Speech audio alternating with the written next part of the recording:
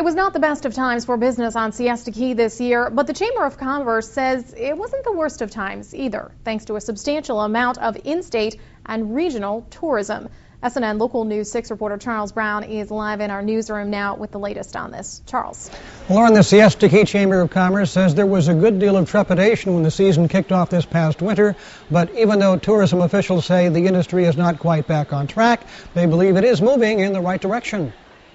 We were a little concerned moving into the tourist season, given the state of the national economy, but our members report that they had a terrific season, and we're actually pleasantly surprised that it continued into the summer months. Tourism is usually gauged by the amount of revenue brought in by the Tourist Development Tax, often referred to as the bed tax. In June of this year, the TDT brought in $199 million compared to $228 million in June of 2008. One thing that appears to be driving the tourist economy is regional travel.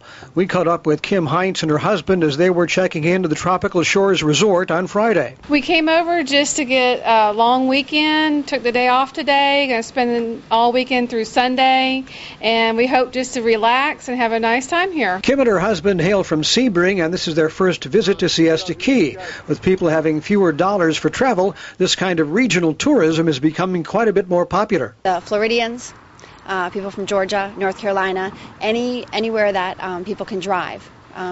Pretty much within a day, it becomes a very affordable beach vacation. Chamber officials say the restaurants and the retail sector appeared to be holding their own. It's a fair season. I mean, can't say we've had better seasons, but it was a good season. We had plenty of locals. We had enough visitors that came from across the state. A lot of people from Orlando, from the East Coast.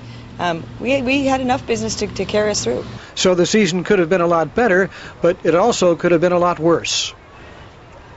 And Siesta Key is going to be featured in the Escape section of the New York Times. The story is set to run on September 4th. Lauren? All right, Charles Brown reporting for us on the tourism industry. Thanks, Charles.